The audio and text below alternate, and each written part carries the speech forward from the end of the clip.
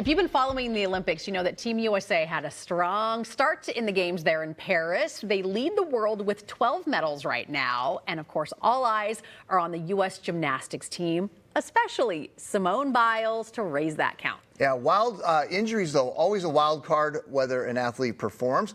According to a study conducted after the 2020 Tokyo Summer Olympics, 1 out of every 11 athletes will suffer some kind of injury. So we brought our health expert, Dr. Arkel Georgiou, in to talk about the most common injuries in these elite athletes. Arkel, how are you? Good morning. I'm great. Have you been watching the games? I'm loving it. Yeah. That opening ceremony was amazing. I think that one of the things a lot of people saw was the gymnastics yesterday. We mentioned Simone Biles. She injured her calf, was all taped up as she was going back up to do some of the routines. And it seems a lot of times like these gymnasts have their ankles and their calves taped up. A lot of injuries with that sport. Right. So that calf injury is extremely common. In fact, with gymnasts, 60% of their injuries are from the hips and down. So the knee is actually the most common joint and area that gets injured with gymnastics, but calf and ankle injuries are a close second.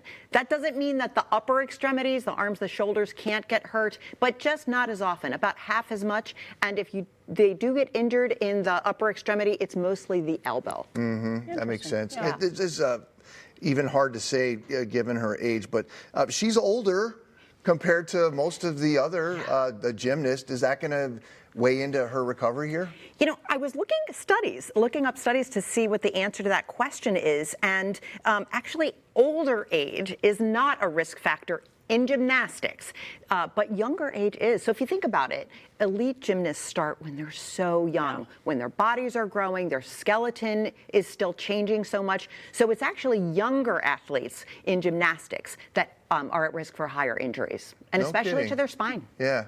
Well, I mean, she's able to tough it out here, and I assume she will tough it out, given I think this is going to be her last Olympics too, right? So, and knowing her competitiveness, unless it comes to a point where she's injured to the point where, you know, she doesn't want to be detrimental. Well, and we all wish her the best, but the facts are that she's at risk for another injury because she has this first injury. And so let's all cross our fingers that she does well. And apparently it's a recurring thing. She's had this even before she came, so they've been watching it very closely. But let's move on. Let's talk about track and field. Let's talk about Sha'Carri Richardson, because she had a hamstring strain last year, and that's something that's common with these runners. She overcame that, but those hamstring injuries are so common. Again, in track and field, 80% of their injuries are below the waist, with hamstrings being by far the most common.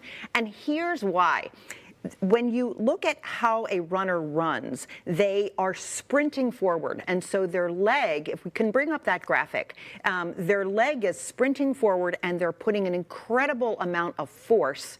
Different graphic we need. They're putting an incredible amount of force on that hamstring muscle, which is the muscle behind the thigh, and up to 10% the weight of their body. And so that's incredible force. A lot.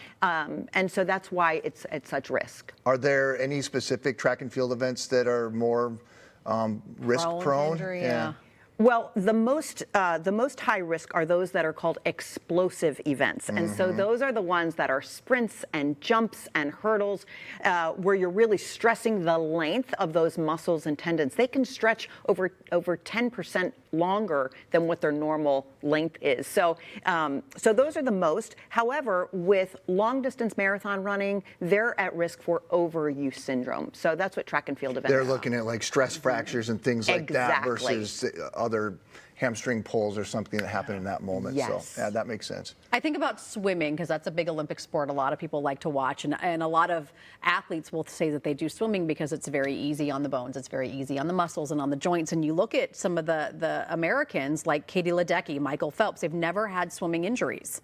They've been so fortunate. Yeah, so are there injuries that kind of come along with swimming? So over 90% of swimmers have had some sort of shoulder injury. And just think about the repetitive motion of rotating at the shoulders. And so what they experience is a rotator cuff injury, or at least an impingement, a narrowing of that space. So over 90%, many of them get over it, of course. So that's the most common. But you know, there are other injuries, of course, in swimming, which I hadn't really thought about. One of them is that there's something called breaststroke knee. And for someone who does breaststroke, they rotate their knees outwards to propel. And that puts a lot of stress on the knee. And then the other thing that they get is low back pain, because when you're doing the breaststroke and the butterfly stroke, you're up, your neck is up, your head is out of the water, and you're overcompensating by arching your back. So they get low back pain. Yeah. Yeah, I mean, that makes perfect sense to me. It's all mechanics. Yeah, well, it's so interesting too, looking at the different body types for the different athletes too. You talk about gymnasts, and they're kind of shorter, a ball of muscle type situation. You've got runners who tend to be a little leaner, still very muscular, but then swimmers, whether it's the repetitiveness of how much swimming they're doing, their upper bodies are huge, long arms, and then you sort of look at their bodies sort of taper off. This is a weird thing to say, but none of them have butts. Like all these guys are like super in their legs because they're just not using that. Everything is getting done right here. Yes, and the other thing that they experience, not quite as often, but because they're always paddling, they experience a lot of ankle and foot issues as well. Yeah. For people at home, I think maybe the swimming thing is good to talk a little bit more about as far as something that's really good for people to be able to swim, to get some exercise, to sort of, even these programs, the classes that people have where they just stand in the water and they can jump up and down and do these sort of low impact exercise, so much better for you to be able to do that in the water. Let's be clear. Swimming is an excellent exercise, and so everybody should do it if they can. But one thing to think about if you are swimming a lot is to maybe have a coach take a look at your technique just one or two times. Is there anything about your body mechanics that may be putting you at risk for an injury? The other thing to think about is you always want to stretch before any exercise, even something as low impact as swimming, and you want to make sure that your core muscles are as in good shape as possible. Any Olympic sport you're watching the most? Oh, I'm like everyone else in the gymnastics, especially with Suni Lee being from right here. So proud of her and what she's overcome. We watched some dressage this weekend, and my kids were like, "What is this fancy footwork with the horses?" I'm like, "That's called dressage." And I watched water polo this weekend. It's so weird because these sports you kind of forget they're even out there. Yeah, so. It's just so beautiful seeing all the athletes come together across the world. It's fun. Arkell, thank you. Thank you. Good to see you, Doctor. You can head to MinnesotaLive.com for a link to listen to Dr. Giorgio's podcast, Speak Up for Your Health. Episode topics include feeling dismissed by your provider and getting a second opinion from a medical expert.